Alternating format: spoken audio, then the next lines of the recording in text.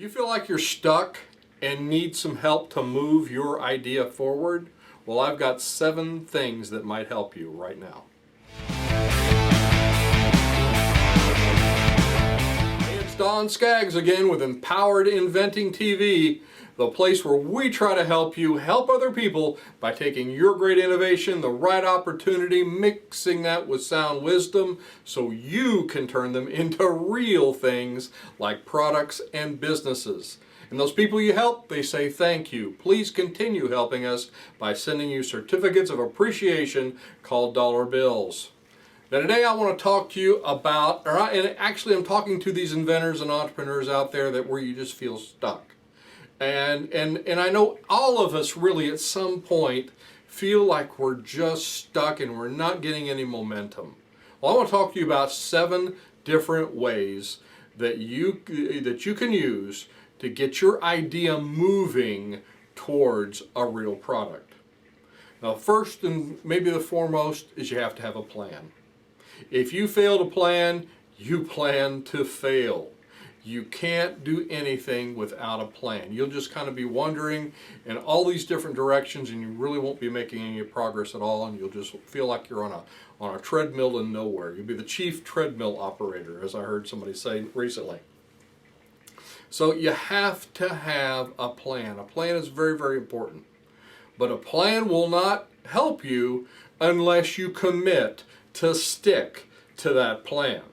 Because you know, as a lot of inventors and entrepreneurs are, we've got 14 different directions we are pulled in before breakfast.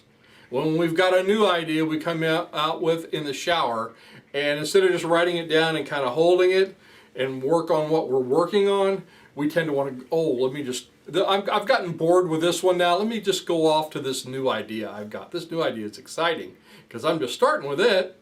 And then all of a sudden you've got 15 different ideas that you're having no progress on. So you have to stick to a plan. Have to stay in that one lane, and you have to promise yourself that you're going to do it and that you're not going to be distracted.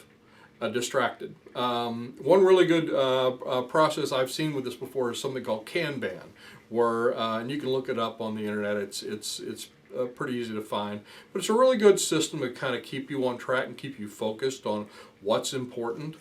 So if you're one of those people that kind of get distracted, that's one really good thing I recommend. Now, number 3, be diligent. Set deadlines and hit them with all your might. And this is very important. You know, this is how you stick to it.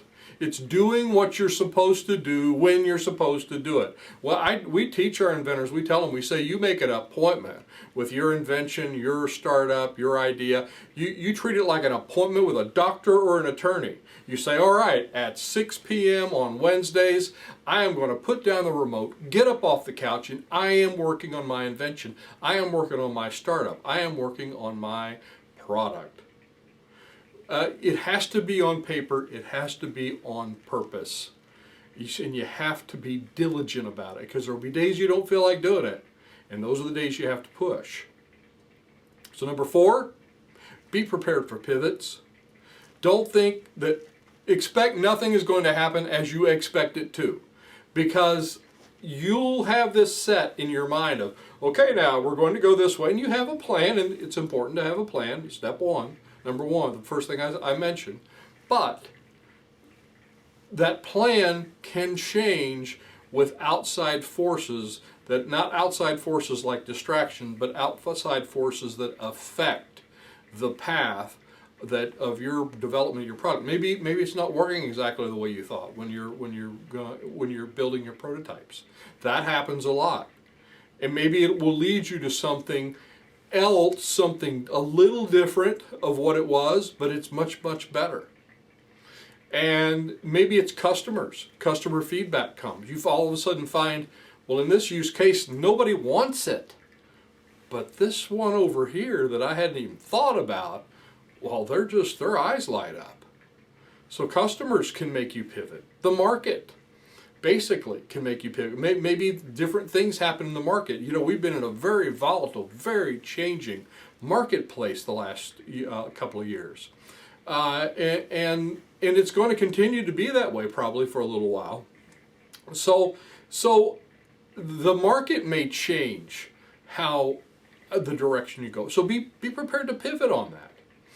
And let these pivots drive you to success. In other words, don't put it the other way around. Don't say, okay, this is the way I'm going to do it. I already decided I'm going to do this, whether it's going to work or not. So don't do that. Excuse me. Now, be prepared for pivots, where it was number 4. Number 5, don't let emotions drive your progress. Now, you have to be dedicated. You have to use that emotion of, I'm going to do this, and I'm gonna make this happen. And really, that's, I don't know, I guess there's some emotions that sort of go in there, but I'm talking about just these people that let your emotions drive you in every direction.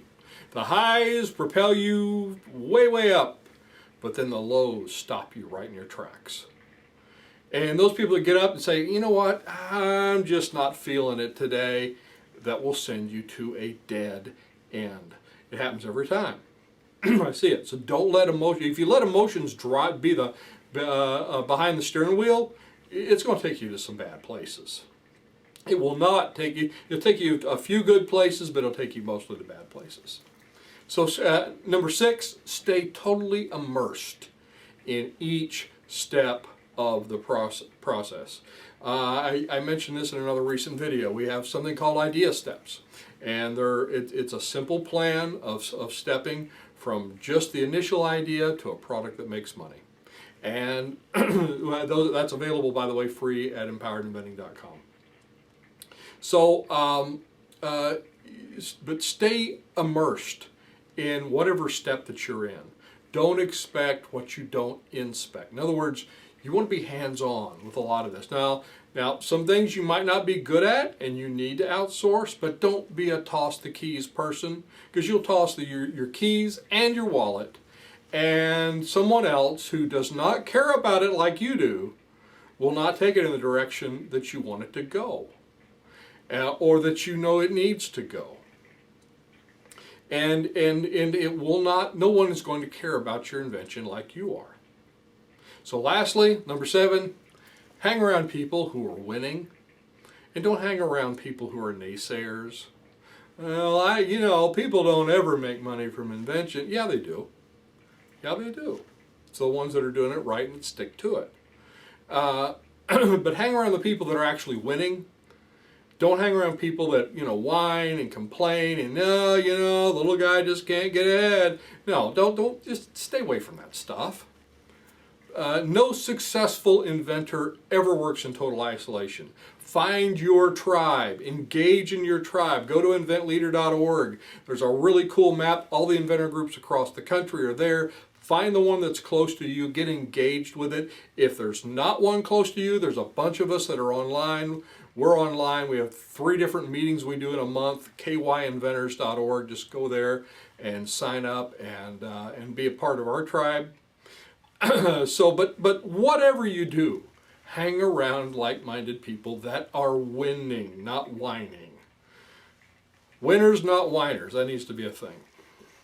So anyway, hopefully this is helpful for you. The right plan makes all the difference. One thing you might want to check out is our Empowered Inventing Academy course, Idea to Income. It kind of shows you how to get started and get you in that right mode, in that right place, and get you moving forward. And that's at empoweredinventing.com. So anyway, I'm Don Skaggs. This is Empowered Inventing TV. Be sure and like, subscribe, help us to build our tribe. And I will look to see you at the next meeting, workshop, maybe one of those online courses, or on the next video.